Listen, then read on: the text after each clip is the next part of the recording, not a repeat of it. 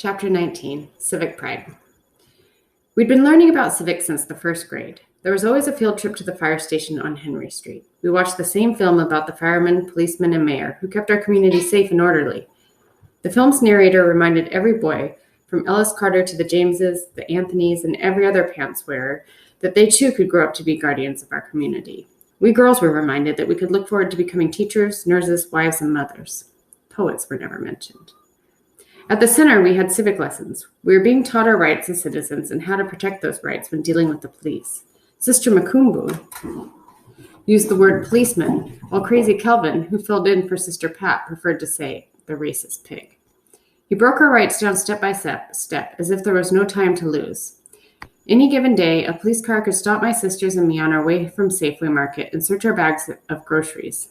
We had to be armed with our rights. As the lesson went on, it seemed like all Crazy Kelvin wanted was to get us to call the police the pigs. He started with Hirohito. My man, Hirohito, who knocked down your door and arrested your father. Hirohito's face fell to the table. He looked worse than when Sister Makumbu asked him to revolve and spin around the sun. He picked out a flaky piece of skin on his thumb. Normally I'd think, ew, nasty boy, how disgusting.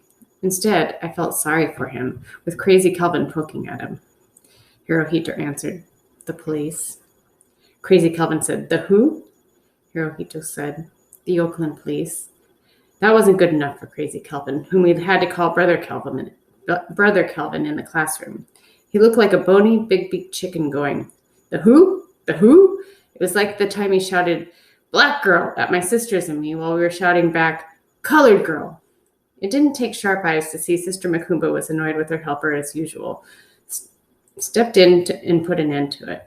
Crazy Kelvin was supposed to talk to us about our rights. Hey, Tabor. Not to stand there going, the who? The who? Big Beak Crazy Kelvin wasn't done. He said, the pigs broke down the door of a Vietnam War hero's house. The pigs handcuffed him without respect for his rights as a citizen. The racist pigs then separated Brother Woods from his family because he dared speak the truth to the people. Hirohito tried to show no change in his face, but he was changing on the inside, where people could change when they're sad or angry. He looked directly at me and then looked away. I felt like I was supposed to say something to him, but I didn't know what. Sister Makumbu thanked Brother Kelvin for being our guest speaker and showed him to the door.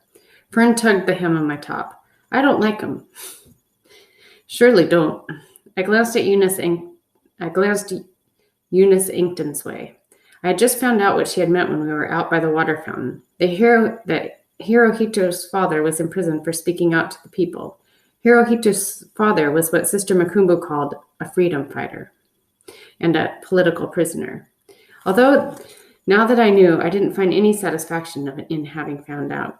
Imagine, to have your father sitting down, eating dinner, or shining his shoes while watching TV, to have your front door blown off its hinges and the police rush in, to see your father in handcuffs, led away.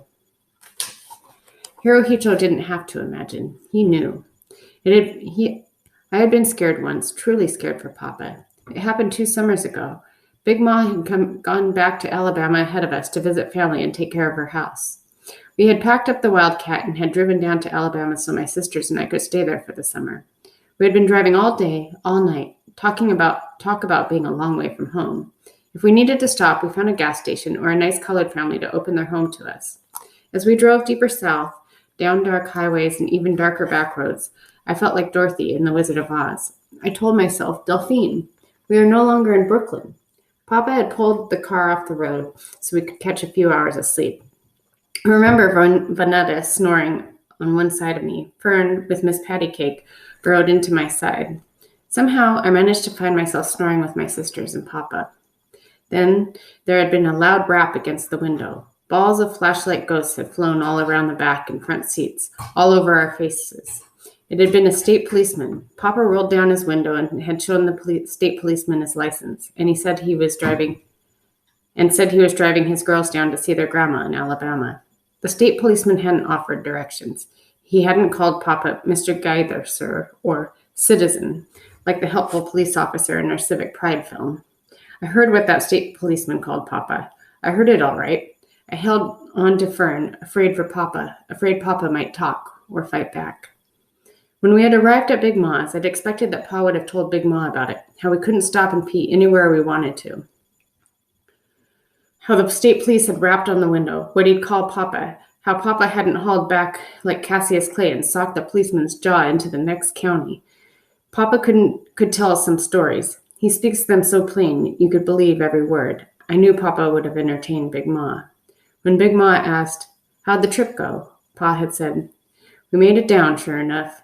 You know, Ma, same old, same old."